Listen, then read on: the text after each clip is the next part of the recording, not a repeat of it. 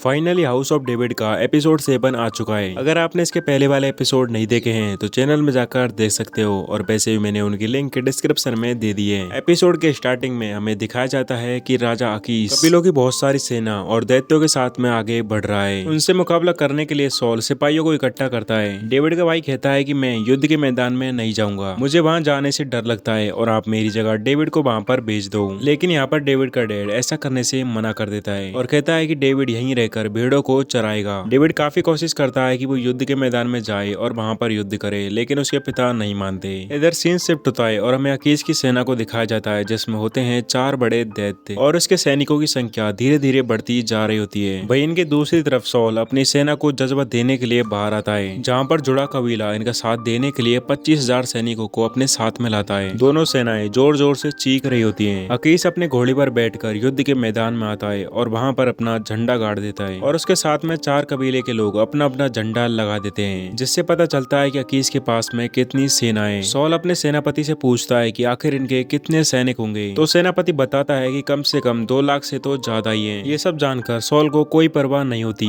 अकीस भी जानता है कि इनकी बड़ी संख्या से कुछ भी नहीं उखाड़ा जा सकता। पहले हमें सॉल और उनके सैनिकों का जज्बा तोड़ना होगा। अकीस के इशारा करते ही उसके बड़े दैत्य मैदान में आ जाते हैं। सबसे बड़ा दैत्य होता है गोलायत। सॉल के सैनिक जैसे ही इस दैत्य को देखते हैं तो वो बहुत ज्यादा घबरा जाते हैं। साथ ही सॉल भी यहाँ पर काफी घबरा चुका था। वो सोचने लगता है कि आखिर ऐसा कैसे हो सकता है। गोलायत जोर से चिल्लाता हुआ कहता है कि तुम अपना जाबाज सिपाही भेजो, देखते हैं कि किसमें कितना दम है, और जो भी हारेगा वो जीवन भर गुलाम रहेगा। गोलायत की चुनौती देने के बाद में सॉल की हालत खराब होने लगती है। उसके माइंड में फिर से तरह तरह के विजुअल्स आने लगते हैं, जिसकी वजह से वो घोड़े से गिर जाता है। सॉल के नीचे गिर जाने के बाद में उसे तुरंत ही अंदर लेकर जाया जाता है। उस पर खुद का कोई भी काबू नहीं होता और वो कहता है कि उस दैत्य से मेरी बेटी की शादी करा दो। यानी कि सॉल इतना ज्यादा डर चुका था कि वो जीतने के लिए कुछ भी करने को तैयार था। इधर हमें सैमुअल को दिखाया जाता है, जो कि डेविड के पास में आता है। यहाँ पर डेविड अपने सपनों के बारे में सैमुअल को बताता है। सैमुअल कहता है कि ऐसे सपने आना कोई बुरी बात नहीं है, तुम्हें उसे कबूल करना है और अपना मकसद जानना है। सैमुअल डेविड से सर रात बात करता है। सुबह होते ही हमें फिर से युद्ध के मैदान में दिखाया जाता है, जहाँ पर गोलायत आता है और सॉल को ललकारता है। कहता है कि तुम्हारी सेना में ऐसा कोई जाबाज योद्धा नहीं है जो मेरा मुकाबला कर सके। अब ऐसे गोलायत का ललकारना रोज चलता रहता। सुबह होती गोलायत आता और इन्हें फिर से ललकारता।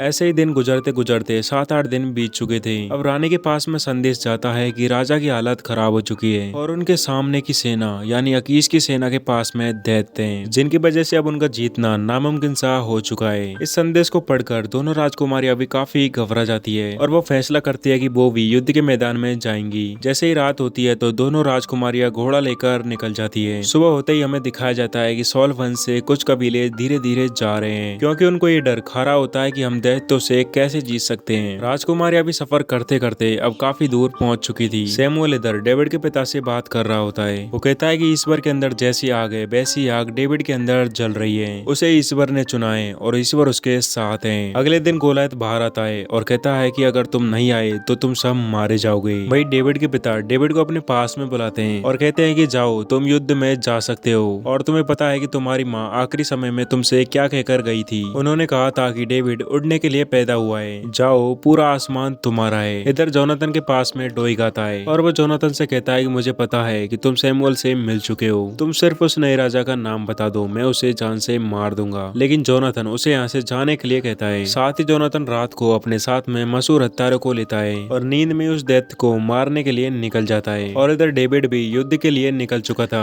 इसी के साथ इस एपिसोड का एंड यहीं पर हो जाता है। अब इस सीजन के लास्ट एपिसोड में डेविड और गोलायत के बीच में फाइट होगी। देखने के लिए चैनल को सब्सक्राइब करें और बेल आइकन को ऑल पर सेट कर लें, ताकि जैसे वीडियो रिलीज हो तो आपको नोटिफिकेशन मिल जाए। मिलते हैं नेक्स्ट एपिसोड में। Good bye.